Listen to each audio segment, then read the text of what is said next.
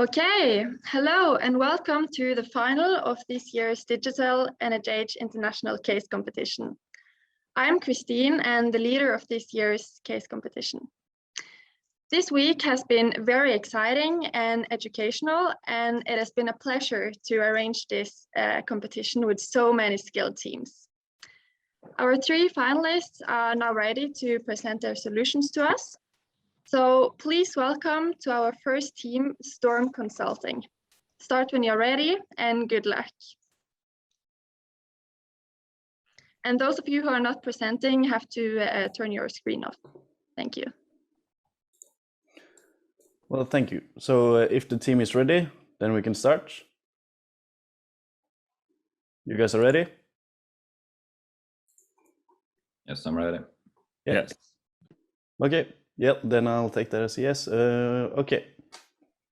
The salmon industry has been very profitable in Norway throughout the last years. However, there has been huge concern for the sustainability of the industry. Today, we're going to look at a company that takes this seriously. My name is Tobias. With me today, I have Liselotte, Anna-Marie, and Marcus, and we are Storm Consulting. Our objective today is to create a plan for sustainable development of Ada Fjordbruk's future operations. Our strategy is to focus on the things that matter. We are going to be frank by improving the transparency of our products to market-leading levels. We are going to be fresh by developing a convenient and delicious zero-emission product that appeals to a wide range of customers. And then we are going to approach the foreign by tapping into a market with huge growth potential for seafood. This will result in a net present value of 98 million Norwegian crowns. Well, so first off, some key issues. So even though the customer can learn about the salmon through scanning a QR code, our analysis shows that the transparency could be improved even further. Also, as of now, there seems to be not many convenient ways for the average consumer to actually prepare and buy Ada salmon. And this also leads us to the next issue, which is about the distribution channels that Ada needs to adapt to the modern ways of distributing seafood, for example, through e-commerce. But we do also have some key strengths, which Tobias will now take you through. Ada has a well-developed infrastructure for both transport and electrical systems. They are also using a software called Clarify in order to improve their processes. This, combined with the fact that they have quality products that have won many prizes over the years, and the fact that they are one of the only carbon neutral companies in this sector, makes them a strong competitor in this market. So this leads us into our main goal today. We want to keep in line with the company values while taking advantage of the global megatrends. We are going to do this through the key objectives of collecting data that help the company, as well as improving the transparency out to the customers. Secondly, we want to create an attractive product line that aims to make zero-emission salmon more convenient to the consumers. Then, lastly, we want to focus on a promising market for seafood. Now, Liselotte and Anna-Marie will take you through the details of our solution. Our strategy is based on being frank, fresh, and approaching the foreign. Liselotte, how are we going to be frank? Well, if Corona has taught us anything, it's to be aware of what we consume. Where did it come from? How was it produced? And what's in the food? In our solution, we want to take advantage of the infrastructure that IDA's already started to invest heavily in, pointing to sensors, cameras, and the internet in all of their locations, as well as development and testing of Clarify. Adding to this, we want to provide the customers with additional information and insight from the entire journey of the product. Everything from refinement to storaging, shipping, and later on delivery on your doorstep. And the specifics of our solution, I leave up to Anne-Marie to further explain. We're going to do this through expanding the information on the QR code. We're going to focus on sustainability and providing the customers with information about the climate emissions from each individual product. We also want the customers to know about the time the fish got out of water and the place of origin, as we know this is something that customers care about. We also care deeply about food safety. We want the customer to know that our food is fresh and that it's clean. We therefore want to include information about diseases in the area of origin. Transportation accounts for a large part of the emissions. Therefore, we want to include information about transportation method as well as time spent on board. So next up, Anne-Marie will suggest some end products that Ida should deliver to secure delicious and convenient food. So Anne-Marie, how should Ida stay fresh? Ida will stay fresh by providing easy, quick, and convenient ready-cut meals for the everyday customers. We're going to make healthy easy, and we're going to make it easy to choose zero-emission salmon provided by Ida. We're going to do this through introducing e-commerce that Liselotte will talk about later. But for now, this is the product line we think Ida would benefit from providing. We think burgers, smoked salmon, and salmon strips and salmon fillets would diversify the product range and make it easy and convenient for the customer. But we're not only going to be frank and fresh, we're also going to approach the foreign. Liselotte, will you take us through this? Of course. The corona pandemic has had a huge impact on the world economy, both by changing consumer habits and on a larger scale, changing global buying patterns. More specifically, corona has opened people's eye to e-commerce. And when choosing which market to enter in, Ida therefore needs to take into consideration both the customer's willingness to venture into the future that is e-commerce, as well as the targeted customer's willingness to pay for their carbon neutral salmon. And when taking these two factors into consideration, we suggest that Ida into South Korean market, as their interests are aligned with those of Ida's. In South Korea, the main reasons for more consumption are that it's safe to eat and that it's accessible. Furthermore, President Lee Myung-bak was inaugurated in 2008. He hailed low carbon and green growth as the nation's new guiding economic development philosophy. So Korea is famous for offering fast and convenient online shopping services. And by selling through Coupang, which is the first marketplace and the largest online retailer in South Korea, Ida would be able to get quick access to Coupang's customer base, which consists of 14.85 million users. And by utilizing already existing services, users can purchase foreign goods. And through Rocket Direct purchasing, allow foreigners' goods to be delivered within 3 days. And of course, if all goes well, and all the expanding to Korea proves to be a success, the next goal would be to expand further into new markets. So, to summarize, our strategy is successful when we have overcome the key issues. The first one being the lack of product transparency. And we overcome this by investing in technology that facilitates the IoT data collection, that we can provide the customers with more detailed information about the product that they hold in their hands. Secondly, we want to solve the issue of inconvenience by launching a new and easy to make delicious product that are targeted at the end customers' need. And lastly, we want to target the key issue of the distribution channels by moving towards the e-commerce market in South Korea. Now Marcus will talk more about the financials of this solution. So when it comes to the IoT solution, the price of these improvements will cost approximately 12 million Norwegian kroners. And the yearly cost onwards will then be 2.5 million Norwegian kroners yearly. However, this will in turn boost our growth in Korea. So when it comes to the product line and expansion, these will both have a high initial cost, but will in turn boost our cash flows going forward. So in total, the project will have a net present value of 98 million Norwegian kroners, and the potential is vast. However, there are some risks concerning this project. For example, the first risk being challenges while implementing the IoT solution. And the way to mitigate this is to ensure that the project is backed up by competent IT personnel, for example, from Evry. So a second risk would be that there would be no interest in the newly launched products. And that's why it could prove beneficial to us to have a soft launch to measure interest and altering metrics accordingly over time. So, and lastly, of course, there might be difficulties entering the Korean market. And that's why it's important to find alternative distribution channels to Coupang in South Korea to make sure you have alternatives and then market more heavily to secure a fast entry. So on to you, Tobias. Thank you, Marcus. Now our implementation plan is divided into 3 parts. We have the short term, the medium term, and then the long term. In the short term, we want to develop a data tracking software whilst also diversifying our product line. In the medium term, we want to enter the South Korean market. After we have entered the South Korean market, we want to evaluate our KPIs and make adjustments to the project. Now, based on these KPIs and our evaluation, we can then consider a further expansion into new markets, for example, into Europe or into another Asian country. And yeah, so to summarize, Our objective today was to create a plan for sustainable development of Ada Fjordbru's future operations. We solve this through a focus on the things that matter. We are going to be frank and improve the transparency of our products through IoT investments, and then we're going to be fresh by launching new and convenient, delicious zero-emission products to the customers.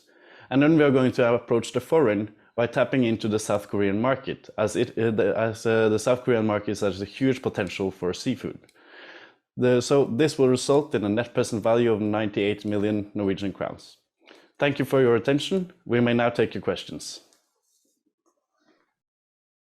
Thank you so much for your great presentation. You and the judges can now go on with the 10 minutes Q&A. I can kick it off. Thank you for a great presentation. To reach your revenue growth assumption and increase profit margins, do you expect management to make significant changes from their prior management style? Well, I can answer that. So there will not be a lot of differences in management style, but of course there will be challenges when it comes to, for example, the production line. So if you go to the product line breakdown on slide 34, Tobias. Thank you.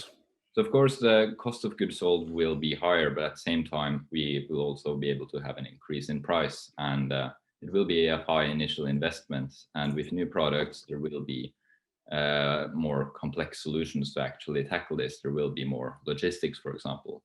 So yes, this will cost some money, and that's why it's required with an initial investment of 25 million Norwegian kroners, and then a yearly investment of 5 million Norwegian kroners after this. Did that answer your question? Not directly, so if you can please elaborate more on the governance and organizational structure side of it, that would also be beneficial. Well, of course, because we would need further new employees to actually handle this solution, because the IDA has not very much experience with launching new products. So we would need to hire more people, and then it could be, for example, to have a product line manager that could, for example, be in charge of how these products are going to be both developed and distributed to the end consumer. So yes, we would need more employees, and the management would need to be changed a little bit, but not too much when it comes to the production of the fish, more than production when it comes to the product line. You talk about the distribution of fish. How will you transport the fish to South Korea? Liselott, you are muted. Oh, sorry. Well, I can talk a little bit about that. So if you will go to 31 on the appendix slide. Well, today the industry claims that they mostly use planes that would have traveled regardless, since more goods are transported from Asia to Europe than vice versa. So by using their capacity, you can use planes that's more sustainable in a way. Then again, in the future, there have been some progress in managing some Arctic shipping routes that they view as maybe the new Suez Canal. So in the future, and with technology advancing, there will be new possibilities for shipping. And of course, in IDA, you need to focus on the new possibilities that technological change will bring to the table. Thank you. Yeah. I have two questions actually. One regarding the product mix. You say you will enter the South Korean market with 4 new established main products. How would you ensure that these products are actually suited for the Korean market? And you also represent the net present value of 97 million krona. How can you, from which calculation and from this product mix, do you say that this? Where do you get this net present value from the alternative value creation in the market? Well, yeah, we could start by answering the first question. Do you want to take this one, Anne-Marie? Yes. So we will make sure that the product mix is well fit for the South Korean market by making sure that it's easy and it's convenient. we focus on products that we think both offer quality, but also convenience, as we know this is something that the South Korean cares deeply about. We're going to do this through focus on what we think is some of Norway's specialties, which is what you offer, salmon made in a convenient way. I can take the second answer when it, or second question when it comes to the financials. So if you go to, it might be easier to just go to the bigger picture plus NPV. So of course, the NPV is calculated with a great deal of factors included. For example, you have our estimates on the product or margins we can get from our new products, and then maybe the growth in the Korean market, and a whole deal of factors so that you can ask me about if you would like it, and then we can go to each individual breakdown. But the NPV is calculated with a weighted average cost of capital at 10% to have a little bit more robust financials, but we also included a sensitivity analysis here. So you can see, okay, what if we have a weighted average cost of capital at 8%, then it will be 113 million in NPV. And if you, did that answer your question, or do you want me to elaborate even further? No, I think it's answered a bit of it, but I was just also interested in the analysis of the products, and if you did any market analysis or any numerous analysis around why these products would give you the suited profit. Well, hopefully I can clarify that a bit for you. We have not done any numerical analyzations of this, but we have been into the Korean market and looked on the competitors, what they offer and what's available in the market right now. So of course we want to diversify and offer some products that are not there yet. So for example, fish burgers, that was not a big market in Asia, and of course by being diversified and by offering something that's not there before, we want to have that as an advantage. Thank you. Yes. I have a question. I see your cash flow increases year by year over the next 10 years, but our first mover advantage of being the only carbon neutral salmon producer, how do you see the risk of someone copying this carbon neutral certification over this period of time? How would that impact your financials? Well, so if you go to the expansion breakdown, Tobias. So the thing is that, of course, entering a new market is risky and there will be competitors going forward. So we've calculated with a handicap in year one of 50% and handicap year two to ensure an ease of expansion. But at the same time, of course, there will be competitors, but we believe that what will differentiate us in the Korean market will also be the focus on food safety, because Korea, or South Korea, is one of the countries that have the most focus on food safety, that the food is actually safe to eat. So with the IoT solution, we believe that this will make it easier for the consumer to actually buy our products, because they know where it's from, they know where it was shipped from, they know where it has been, it knows all about the diseases, etc. So of course there will be challenges, but we hope that, our analysis shows that this will be our differentiating factor from competitors going forward, because sustainable salmon is quite easy to copy, you could say. Great. I have a last question. What's your assessment on the willingness to pay for your target customers in Korea? Well, I can clarify a bit of that. So if you go to number 30 on the appendix slide, well, when being inaugurated in 2008, the president claimed that they had to take more actively part in reducing carbon emissions throughout all of South Korea. And so there has been an increased focus on both emerging businesses that are sustainable and of course, in South Korea, they are very technology advanced and very informed people. So we do believe that the willingness would be high in South Korea, and it's one of the main reasons we actually chose South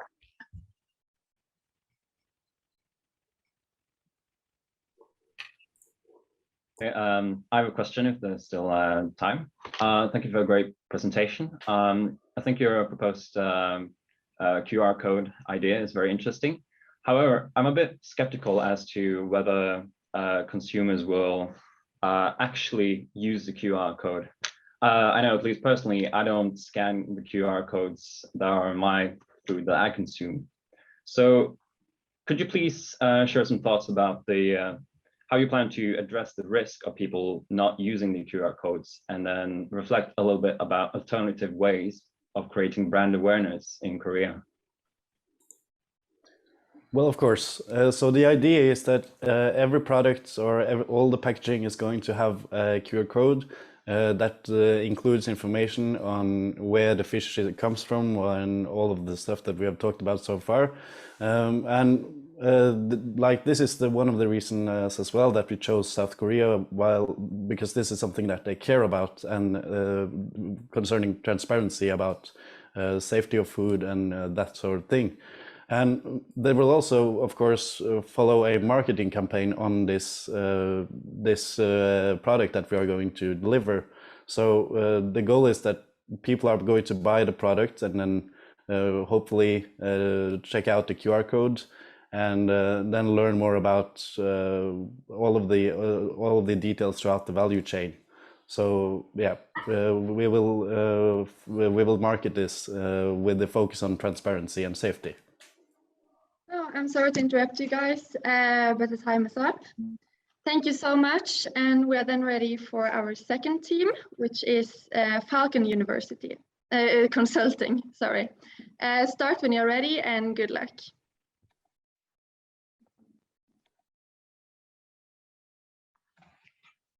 Good morning, everyone. It's an honor and a great pleasure to be here today. I would like to ask you to close your eyes just for a few seconds and imagine a beautiful lake, and you're on the middle of the lake on a boat, and surrounded by colossal mountains full of green, bright trees and a sunny blue sky. Isn't that a beautiful sight? That is what I dreamt about last night. And I believe that this site should be conserved for as long as possible, so that the coming generations, like my children and grandchildren, can have the same experience. As a European youngster, that is why I personally started watching what I consume, eating less meat and staying away from soy. But fish is still hard for me to give up, and that is why sustainable solutions in this industry would be godsend for me and many, many others. And that is why NHH Group aims to be the first carbon neutral salmon producer. And so today, Falcon Consulting, consisting of Caroline, Chiara, Valentin, and I, will guide you through on how EDA can capitalize on the carbon neutral salmon market and secure its competitiveness with our exploring new water strategy. And the strategy consists of two pillars. The first being capitalizing on the carbon neutral salmon market in Europe, since consumer preferences here are changing towards more sustainable practices. And this can be done by leveraging the company's existing assets and its planned innovations to build a trustworthy relationship with customers in Europe. And then the second pillar looks at ways to expand sustainable practices overseas in the long run, whilst currently capitalizing on an upcoming market for salmon in Asia. And by leveraging e-commerce partnerships and also smart packaging, EDA can focus on providing a safe and also convenient customer experience on the other side of the world. Now, Chiara will guide. Thank you, Emma. So we want to have a quick look at your current business model. EDA is setting the standard for the future of aquaculture by creating healthy and sustainable salmon farming. And hereby, the key process is, of course, the carbon neutral salmon production, with a special focus on quality, fish welfare, and innovation. And this is supported by EDA's key resources: its quality, location, reputation, and first mover advantage. And the company is generating revenues through the export and sale of the salmon, whereby the costs come from operations and, for example, the salmon feed. Now, let's hop on the boat Emma talked about and dive deeper into our strategy, exploring new waters. First of all, we want to introduce you to Julia. Julia is from Europe and values a balanced and healthy lifestyle. She's actively involved and concerned about sustainable practices, and she gains an increased awareness of sustainable or non-sustainable business practices through social media. Next, we want to introduce you to Kim. Kim is from Asia, and he believes that it is the company's responsibility to be sustainable. He's increasingly concerned about the safety of the food that he eats, and for him, food needs to be easy to use, accessible, and affordable. So, as we can see, the preferences are different for Julia and Kim, our target customers, which is why we will have different strategies for these two areas. So now, Carlene will explain our exploring new water strategy in more detail by looking at the European market. Thank you, Chiara. So let's steer the boat to the waters of Europe. When it comes to appealing to the European customers like Julia, we can see that the focus points are on sustainability and awareness. So when it comes to profit offering, the carbon neutral salmon is the right product. However, it's not only about the salmon, because Julia is also concerned about how it's wrapped. Therefore, it's very important to invest in biodegradable options to fulfill this need. Next, Julia also expects us to reflect upon the sustainable practices when it comes to channels. You can do so by encouraging downstream customers and suppliers to reduce the CO2 levels. Another way will be through the collaboration with B2B organizations and local supermarkets. Also, it is important to involve Julia throughout the whole process. You already have QR codes on the packaging, but you can expand this by having it in restaurants as well. It increases transparency and thereby trust. Also, you can hold events at the Salmon Visitor's Eye and turn this into a hotspot for people like Julia to see what measures you take to achieve all these standards. So all in all, there are ways to get Julia involved and attracted. But now the question is, what is she willing to pay for this carbon neutral salmon? With her having a high appreciation for sustainable sourcing, she places high value on the quality and rarity. Therefore, she is willing to pay more than the regular price of salmon, which is now currently valued at 59 Norwegian kroner per kilo. So based on the regression model that we've made, it can be seen that Julia is willing to pay an additional of 20 Norwegian kroner, resulting in 79 Norwegian kroner per kilo. This makes Europe a very attractive market to enter. So now that we've seen the European market, I will now hand the word over to Valentin, who will talk about the Asian market. Thank you, Carlene. So when it comes to Asia, we are going to be exploring totally new waters that are very different. So we will need to adjust. This can be illustrated by the comparison of the willingness to pay.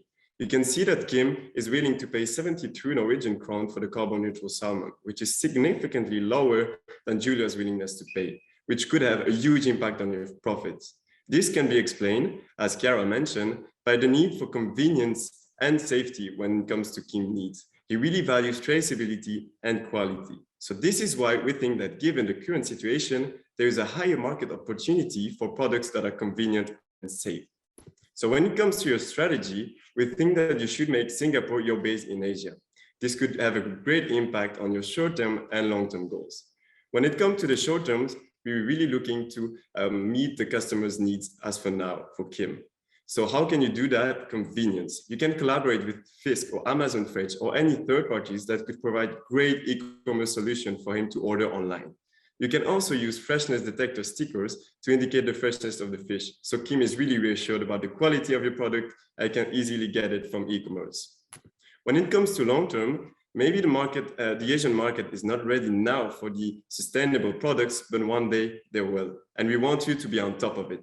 How can you do so? You can collaborate with local farmers and share your best sustainability practice and establish awareness there when it comes to sustainability and carbon neutral salmon. This will help you to create a great awareness in the market, be ready when the markets will, and you can use the first mover advantage and become a leader in the Asian markets. So how does that look in number? I will now hand it to Chiara, who will talk you through it. Thank you, Valentin. So to check whether the implemented strategy is profitable, KPIs to look out for over the next decade are an increase in revenues by 23%, an increase in customer awareness of carbon neutral salmon by 45%, an expanded partnership network of 25%, and a decrease in salmon spoilage in Eida's supply chain by 40%. Now, Emma is going to wrap up this presentation. Yes, thank you, Chiara. So what we have seen is that European customers like Julia and I are hunting towards more sustainable produce, whereas customers like Kim value convenience in their busy lives as well as safety. And that is why EDA can focus their upcoming innovations on the European market and tap into the Asian market with collaborations that in the long term can also become sustainable.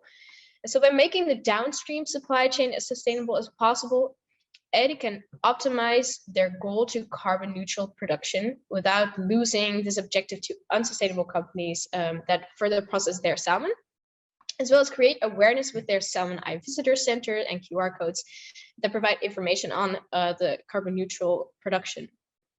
In Asia, convenience is key, and EDA can use e-commerce, such as collaborating with Fisk, to make online shopping easier for consumers like Kim, and also offer the freshness stickers for optimal safety. And this is how EDA can satisfy customers like Julia and I, who like to enjoy some fresh salmon occasionally without feeling guilty towards the environment. And also provide Kim with a great protein that is easy to prepare and eventually take the Asian market on that sustainability ride. And EDA has a bright future ahead of it while preserving the incredible fjords as well as other nature that I dreamt about last night. Thank you for your attention, and now we have some time for your questions. Thank you so much for a great presentation. You can now go on with the 10 minutes Q&A. Yeah, thank you, Falcon Consulting. You showed us a growth estimate by 23%. What are the strongest opposing views that could prove your revenue forecast wrong?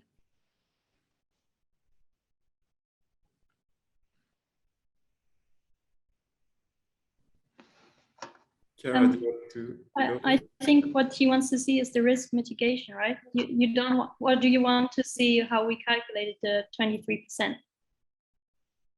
You can show me both. Okay, then let's start with the calculation. Sorry, Valentin.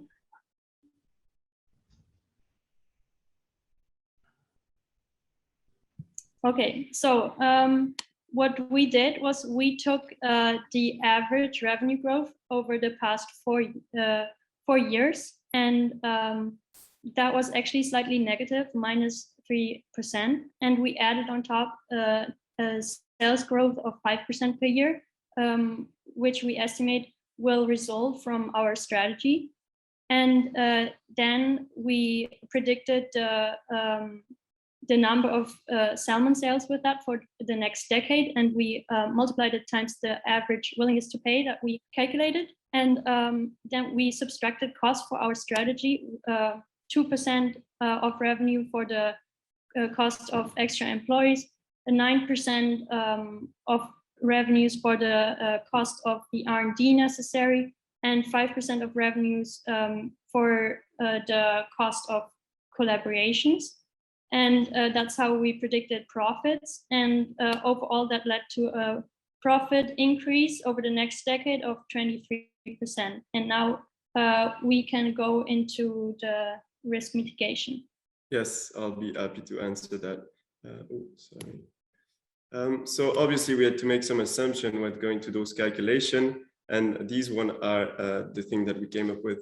So we know that in Europe, there is a growing environmental concerns. So even though farming is getting more and more sustainable, we know that customers are really turning, there is a great vegan trends, for example. So the likelihood that they are growing environmental concern is quite high, but you can do so by really increasing awareness, increasing transparency, and using the Salmon Visitor Eye to really involve all the customers within the process. The second awareness issue would be in Asia, when they might have, even in the long term, a relatively small interest in sustainable purchase. But we think that is not really likely, as this is a big trend in Europe, and we are really positive that it might be a big trend as soon as Asia. But you can still deal with it by increasing awareness and doing the collaboration in Singapore, so customers like Kim can get aware of sustainable practice and how it could be great for the environment. We also know that competitors are going to react. So they might launch a similar product, but we really think that you can use the first mover advantage here by really increasing awareness establishing your brand as the go-to, and same in Asia, by having already processes in place there when the market will be ready. This is how we can establish your brand and therefore have a great advantage on your competitors. Hi, thank you for your presentation. I'll go next. Could you please tell us which specific geographic markets within the EU are you targeting? Yes, I'm happy to take that question. So yeah, you can go to slide 14. Within the European region, we have identified 3 top growing markets for salmon, which is based on Italy, the Netherlands, and Spain. As you can see in the graph, Italy is predicted to have a market value of 504 million Norwegian kroner, which is followed by the Netherlands of 447 and Spain 380. So we advise ADA to target these top 3 growing markets first before rolling out to other European countries.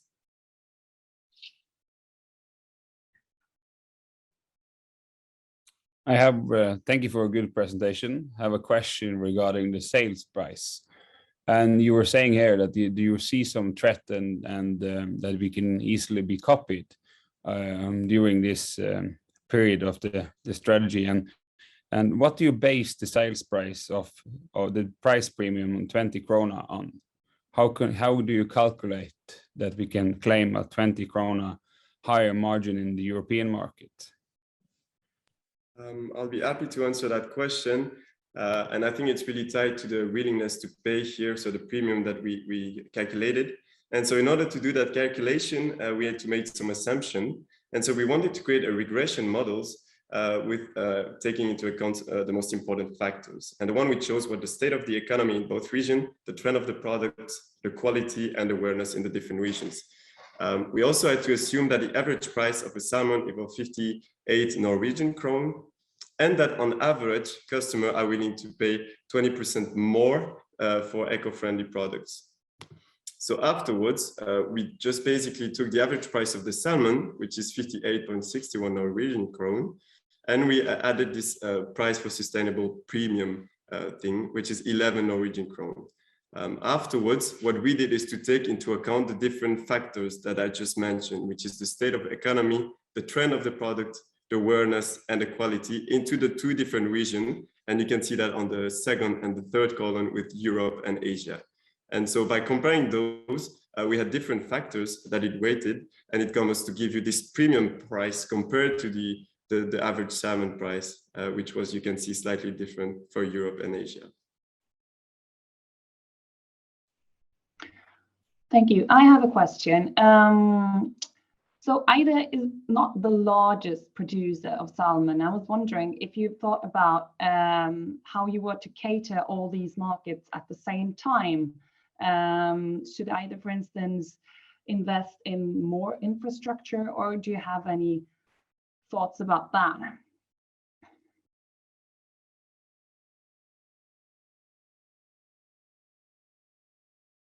Yes, for that, it is important, of course, with our strategy, we advise ADA to focus on Europe in the beginning. So you really have to set up your networks, collaborating with third parties and local supermarkets to test it. So you really try to expand your base and resources in Europe. In the meantime, for Asia, it is crucial to set up the networks with Singaporean companies to expand your base.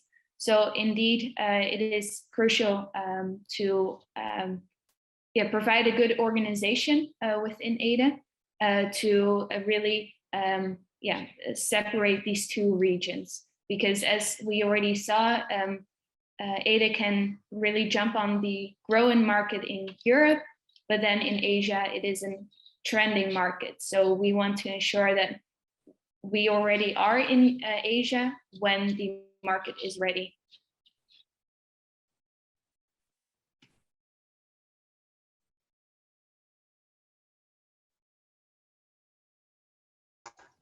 If you would like some more elaboration, I can also go ahead with the competitor analysis. I have a question for you, Emma.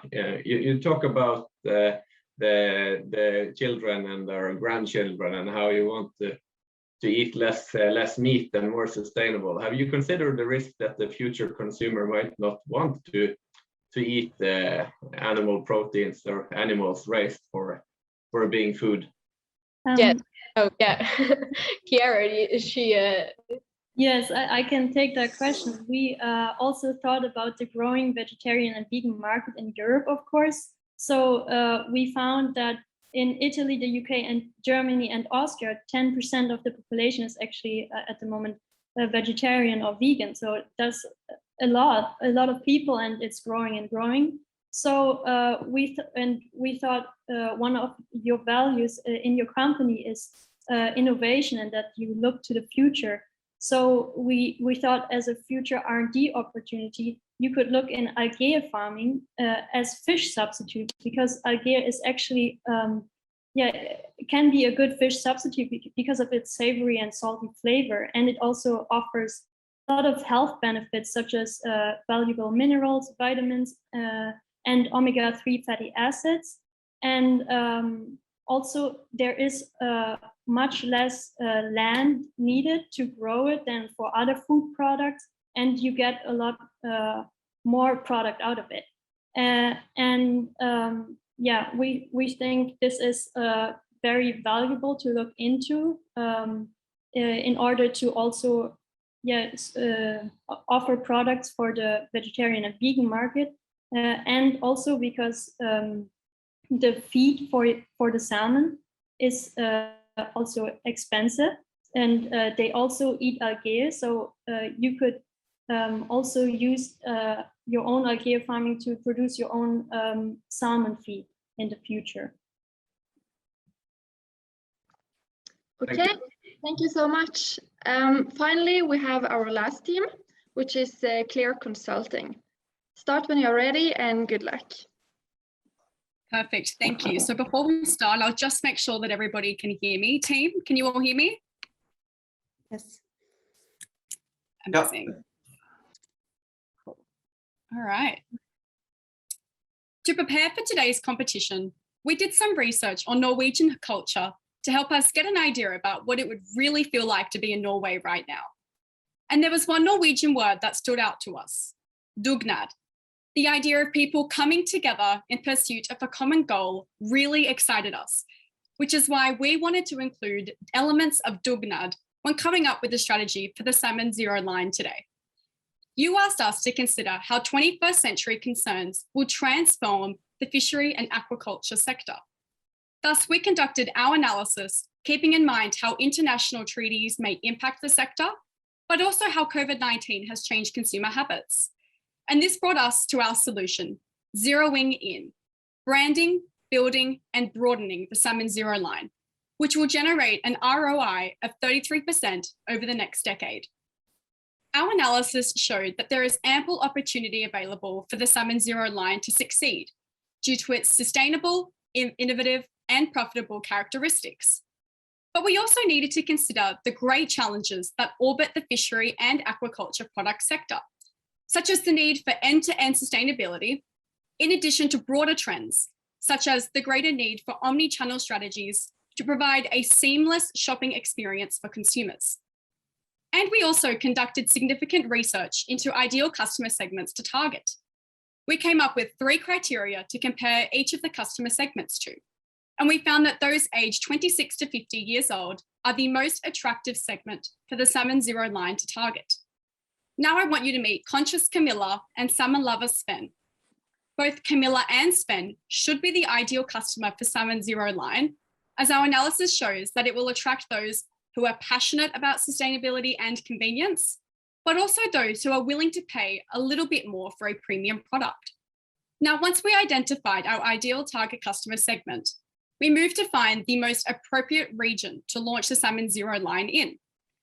We took into account a series of criteria, such as market size and logistical capabilities, and we found that Europe is the most optimal market to launch Salmon Zero in.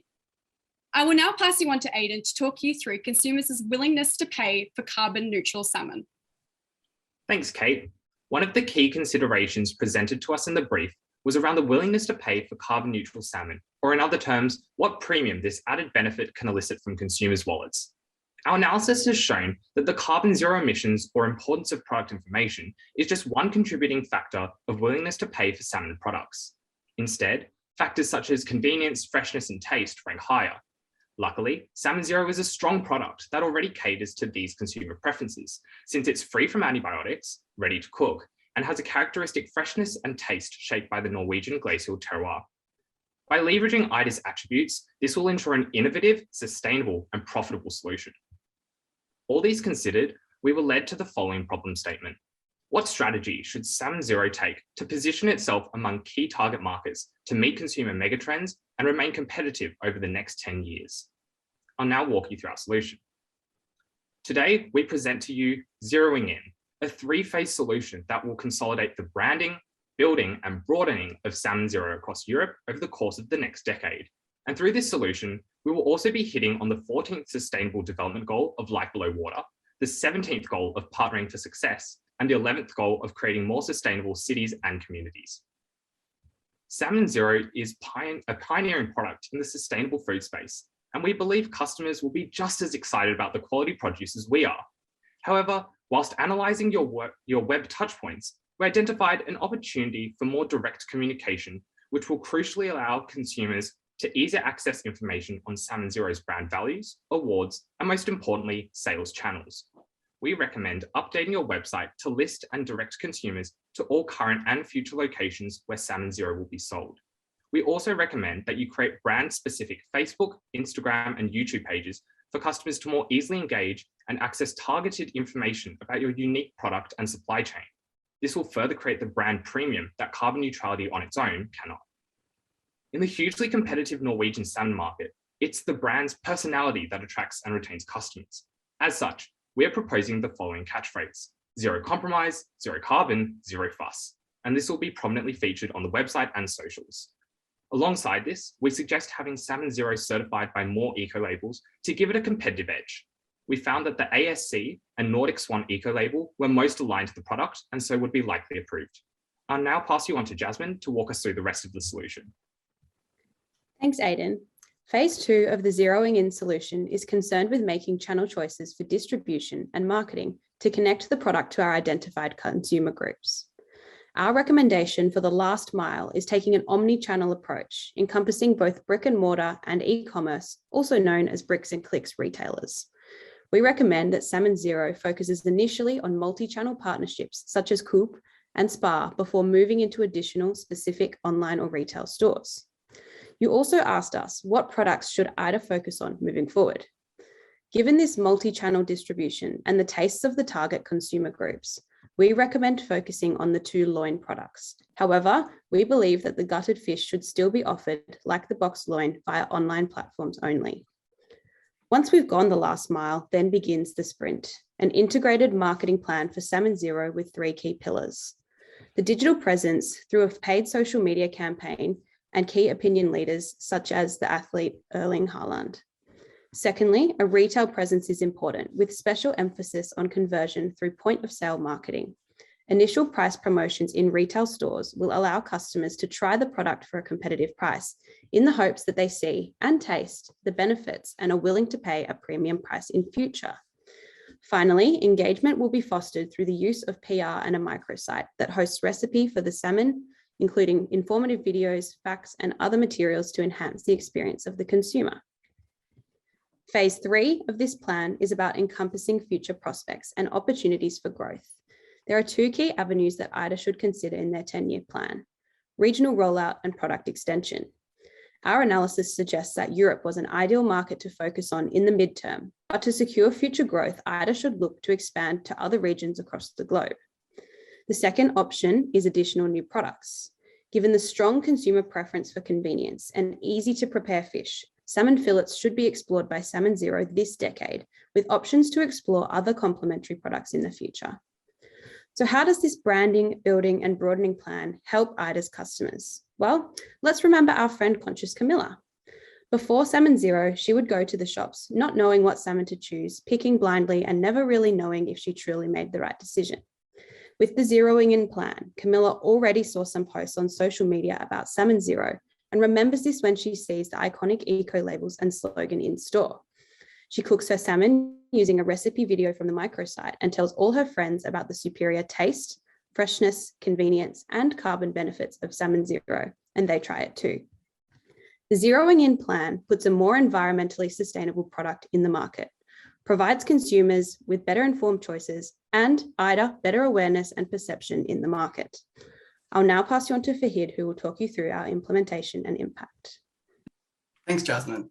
As zeroing in contains 3 phases, we must consider a careful staggered rollout to ensure that we meet our key deliverables and triumph in our must-win battles. The branding phase will begin immediately, with the goal of being ASC and Nordic Swan certified by early and mid-2023 respectively. At this point, the website and social media platforms can be rolled out to engage consumers ahead of the omni-channel product release in supermarkets in 2023. Once Salmon Zero's position is solidified in the Norwegian market, they can look for opportunities to expand across Europe with current and new products starting around 2027. Now, in addition to the strategic rollout, zeroing in will deliver consistent financial returns, providing either with much needed capital for its regional and global expansion.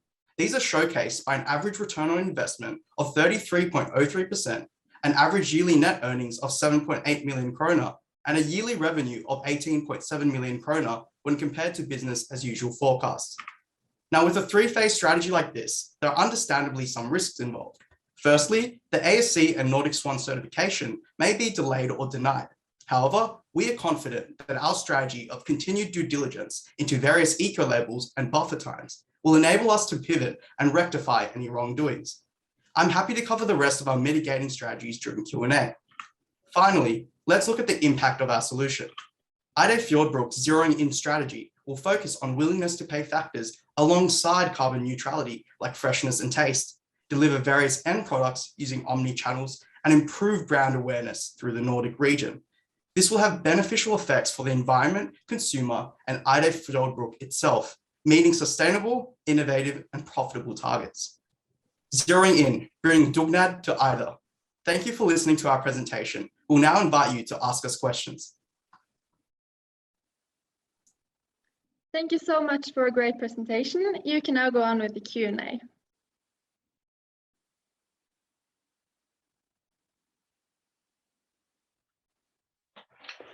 Thank you for a great presentation. So you're proposing targeting the end consumer with your fillet products. My question is, who will turn the gutted fish into the end product? Who will deal with the processing? Will it be you, or will you partner with any other players? I'm happy to take this one. Thank you for the question.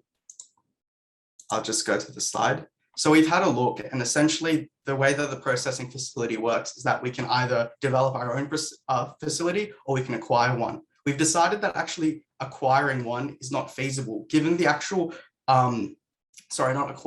developing one is not feasible, given that we can actually look at this proxy over here, which on the left-hand side shows that around in Australia, $12 million of a building was actually developed for the salmon processing facility. Now, when this is converted into Norwegian kroner, we see that the development cost is around 74.6 million kroner.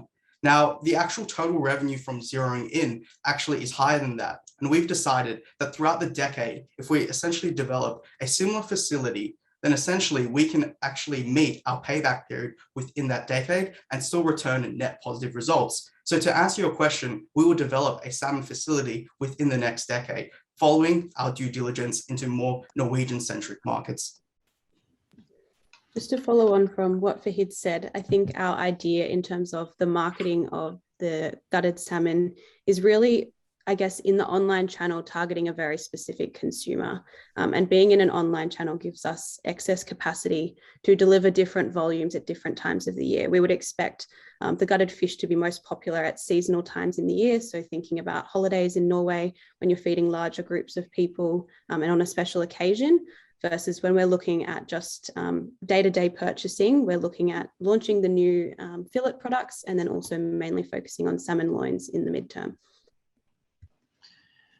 Besides processing fish, according to your assessments, what do you think is the company's biggest constraints to growth? Yep, I'm happy to take this one as well. So I'll just take us over to the appendix slide for it. So essentially, we've figured that given our actual growth and forecast, there are abilities for a combination of errors as well as for other factors to actually influence our forecasting and actually drive it towards negative. So if we were to actually look at the drivers and the streams, we can see that things that can impact our revenue in the negative and oppose it are things relating to influencing factors such as volume, market trends, as well as consumer preference. Regarding the cost, it is quite similar, except it's also reactive to the technology and innovative uses that come with actually processing the salmon and also farming it. So we believe that in the long term, the actual factors that can contribute towards essentially bringing our financial forecast to a less desirable state is actually these factors listed below. I'm happy to pass it on to Kate, and she can walk you through the actual eco-label features that will help essentially allow the growth of our solution. Absolutely. So when we were doing all of this research and analysis, we found that a major selling point for many fast-moving consumer goods, particularly those that are labeled as sustainable, usually have some sort of certification or an eco-label. Now, we thought that this was really important to introduce, in particular when we monitored and analysed the whole market in terms of the European market and from the broader global market. But we found that there was that real need for that transparency and sustainability reporting and those sustainable products in Europe specifically. Now, we have found a variety of eco-labels, like we mentioned previously, but I suppose the main concern here would be that we're not able to access these eco-labels. For example, the Nordic Swan eco-label takes about a year to actually be approved for, but we also know that that's only essential for when you enter into those EU markets. And as shown in our implementation timeline earlier, we won't launch to the EU until a few more years, once we've truly established ourselves within the Nordic region and in particular Norway as well. But in terms of the greatest risk and constraints, it would probably be making sure that we are able to attain and label our products with these eco-labels, because we've seen that this is exactly what consumers are looking for, like Conscious Camilla. But in saying that, we do have some very strong mitigating strategies, and we'll be able to work from them as well. So what do you see as your main sustainable risks concerning this growth?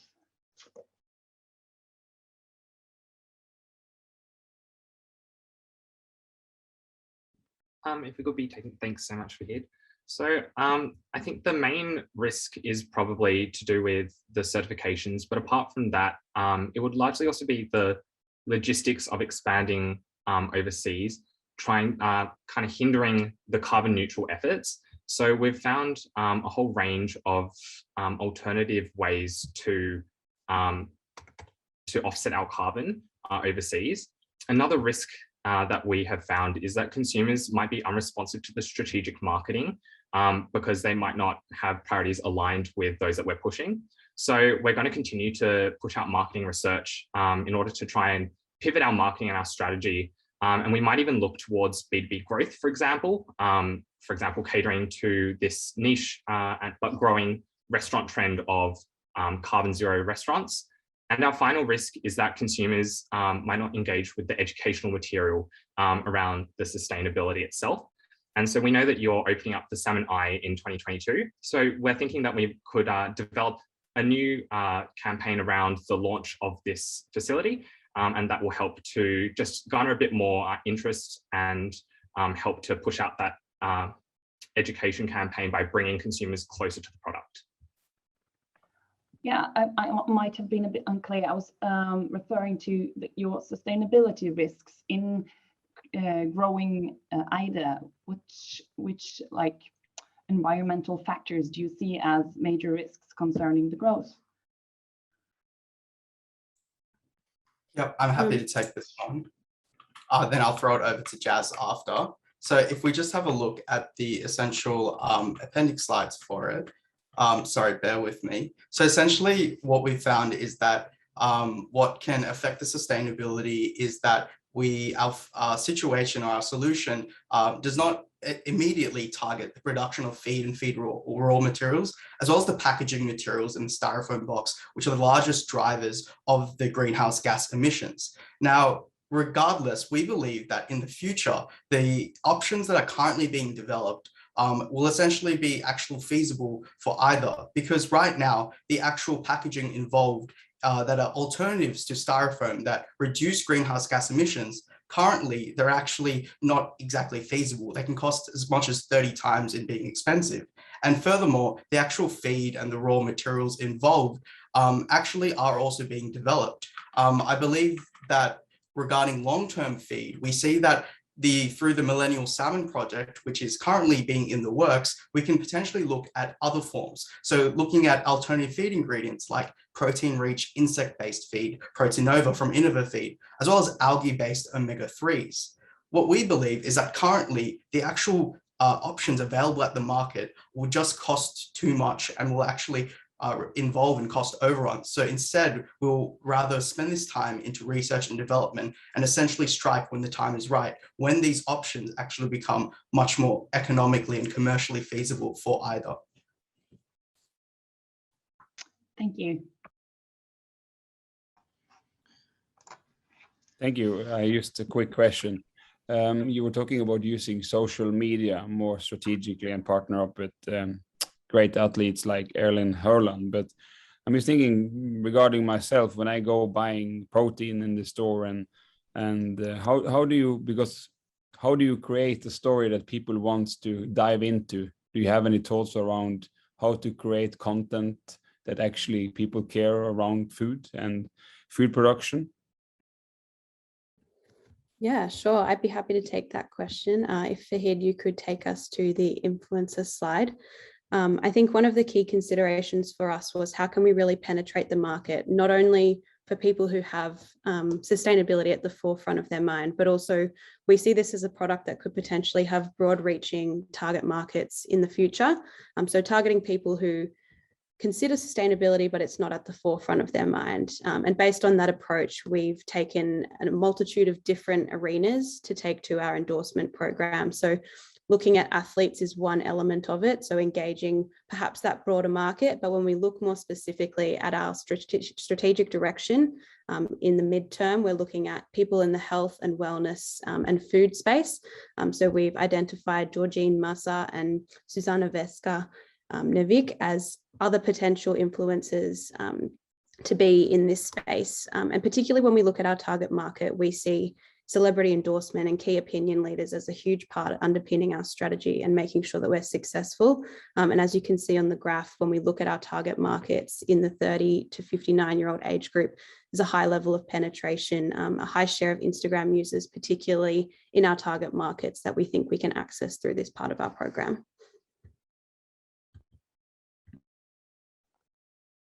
Okay, thank you. So now the judges will have 15 minutes to come up with the winner of this year's NHH International Case Competition. In the meantime, we will first show you some pictures from Bergen and the western part of Norway. And yeah, then we will play some famous Norwegian music for you. Enjoy.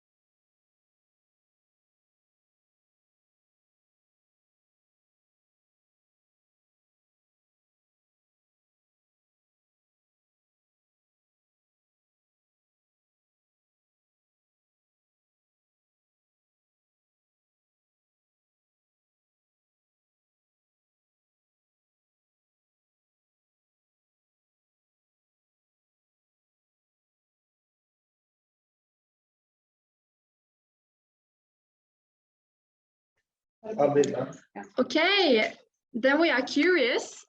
Who is the winner and why have you chosen this team? Please go on. I think we need 5 more minutes in the breakout room, if that's possible. Okay, yeah, if you need to. Yeah. Thank you.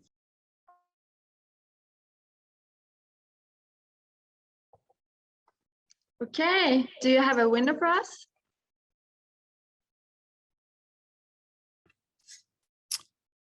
Yes, we do. First of all, thank all of the case. It was truly an enormous effort in a short amount of time. Impressive. And it was a tough decision in the final. A lot of great cases. I would say that it was a tough decision because all the cases had great parts. Some were very good in the financial, some were very good in the branding or presentation technical. So a lot of good efforts. But after a hard decision, we landed on that the winner is because of the overall solution and because of the total amount of criteria is the Falcon team. So congratulations. And I have to say, congratulations to the other 2 teams, Storm, very great financial case, to the Clearwater, excellent branding and presentation. So thank you to all the teams. Yeah. And congratulations one more time. Congratulations. Do some of you from the team want to say some words? Well, I can try. Well, first of all, I want you to thank you for the whole organization. I think it was a great competition. It was all our first competition from the team. So it was amazing to be part of it, even though it was online. It was really great. And then also thank you to all the feedback from the judges for grading. It was such a great race. And I think we had a lot of fun working on the solution. So yeah, we're really proud. But again, the outcome might not be the most important thing here. It's just about how we did it in a team. And so, yeah, congrats to everyone. Yeah, once more, congratulations. You have done a great job and should be very proud of yourself. So it has been a great pleasure to arrange the digital version of NHH International Case Competition. And on behalf of the board, I would like to thank all of the participating universities, both the advisors and especially the teams. You have all done a great job, and I'm so impressed of what you have achieved during the 24 hours available. I would also like to thank our judges. You have done a great job, and we really appreciate your efforts. Not least, I would like to thank our case company, Eide Fjordbruk. It has been a pleasure to cooperate with you during the past months, and the case you have developed together with our case writer, Nikolai, was really incredible. It has been exciting to learn more about carbon neutral salmon, and we wish you all the best of luck with the further development. Finally, I want to thank NHH for giving us this opportunity to arrange this case competition. Due to the pandemic, this is the first time ever that we arranged this case competition digitally. However, it has worked very well, and I want to thank our technical support team, Koshu from NHH. Thank you for your time, and hopefully we will see some of you physically in Bergen next year. Thank you and take care. Thank you. Thank you. Thank you very much, everyone. Thank you. Bye, everyone. Thank you. Thank Great you. job.